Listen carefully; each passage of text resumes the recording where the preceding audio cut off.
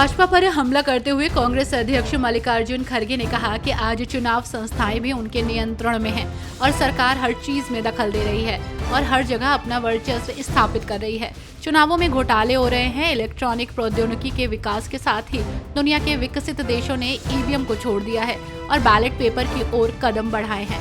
दुनिया में कहीं भी ईवीएम उपलब्ध नहीं है। 140 करोड़ लोग लोकतंत्र में विश्वास करते हैं।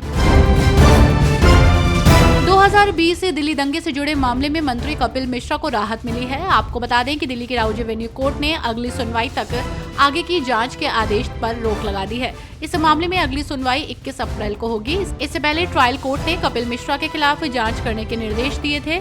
राउज एवेन्यू कोर्ट ने कपिल मिश्रा की याचिका पर नोटिस जारी किया। वक्फ संशोधन विधेयक को लेकर सियासी पारा हाई चल रहा है। इस बीच पीडीपी प्रमुख महबूबा मुफ्ती ने जम्मू कश्मीर विधानसभा से वक्फ अधिनियम में संशोधन को खारिज करने के लिए एक प्रस्ताव पारित करने का आग्रह किया। बुधवार को विधानसभा के बजट सत्र का आखिरी दिन है। पूर्व मुख्यमंत्री मुफ्ती ने एक्स पर एक पोस्ट में कहा कि सत्तारूढ़ गठबंधन को राजनीतिक तमाशे को लंबा खींचने के बजाय इस विधेयक को खारिज करने के लिए प्रस्ताव पारित करने को प्राथमिकता देनी चाहिए। बिहार विधानसभा चुनाव से पहले नीतीश कुमार बिहार की जनता को लुभाने में लगे हैं और ऐसे में अब खबर है कि जेपी गंगा पथ परियोजना का विस्तार दीदारगंज तक होने जा रहा है। अभी दीघा से लेकर कंगन घाट तक ये पथ तैयार है। अब इसका विस्तार दीदारगंज तक होने जा रहा है, जिसका लोकार्पण मुख्यमंत्री नीतीश कुमार 10 अप्रैल को करेंगे। आपको बता दें कि पटना शहर के 2 महत्वपूर्ण छोरों को जोड़ने वाली इस अति महत्वपूर्ण सड़क की लंबाई 20.5 किलोमीटर है।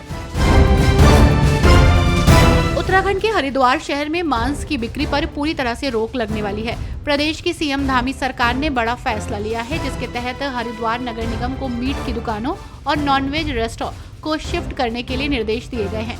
ऐसे में दुकानदार थोड़े परेशान जरूर है, लेकिन दूसरी जगह दुकान शिफ्ट होने को लेकर उन्हें राहत है। राजद नेता तेजस्वी यादव के द्वारा खुद को मुख्यमंत्री पद का उम्मीदवार बनाए जाने पर कटाक्ष करते हुए बीजेपी नेता नितिन नवीन ने कहा कि खुद ने अपने आप को आप प्रधानमंत्री राष्ट्रपति घोषित कर दीजिए, इससे क्या फर्क पड़ता है। उन्होंने कहा कि तेजस्वी यादव ने ना सड़क पर संघर्ष किया, ना सदन में आवाज उठाई। क्या इस व्यक्ति को कोई नेता मानता है? कांग्रेस नेता इमरान प्रतापगढ़ी ने कहा कि बीजेपी के पास गिनाने के लिए ऐसे कोई महापुरुष नहीं है जिन्होंने आजादी की लड़ाई में योगदान दिया हो। इस वजह से बीजेपी को कांग्रेस से जुड़े रहे महापुरुषों के नामों को उधार लेना पड़ता है। कभी बीजेपी सरदार पटेल पर अपना हक जताती है तो कभी बाबा साहब अम्बेडकर पर। उन्होंने कहा कि बीजेपी के पास ऐसा कोई नेता नहीं है जिसने जनसंघ की तरफ से, आरएसएस की तरफ से आजादी की लड़ाई में योगदान दिया हो। राजस्थान के मुख्यमंत्री भजनलाल शर्मा ने श्री गंगानगर में एमएसपी पर सरसों की खरीद की मंडी का शुभारंभ किया। इस मौके पर मौजूद किसानों और व्यापारियों ने मुख्यमंत्री भजनलाल शर्मा का जोरदार स्वागत किया। मुख्यमंत्री ने सरसों का मुआयना भी किया। इस अवसर पर उन्होंने किसानों और व्यापारियों को बधाई दी, माला पहनाई और सरकार की तरफ से चेक भी वितरित किए। इससे किसानों को उनकी फसल का उचित मूल्य मिलेगा और उन्हें अपनी मेहनत का सही प्रतिफल प्राप्त होगा।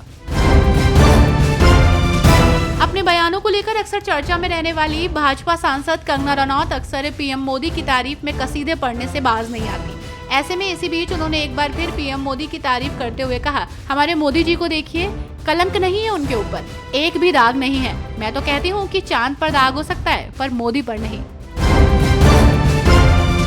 बिहार के राज्यपाल आरिफ मोहम्मद खान ने वक्फ पर बोलते हुए कहा कि वक्फ धर्मार्थ का काम करने के लिए होता है।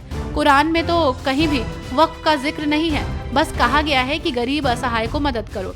वक्फ करने वाला मुस्लिम हो सकता है, पर वक्फ का फायदा उठाने वाला किसी भी धर्म का हो सकता है।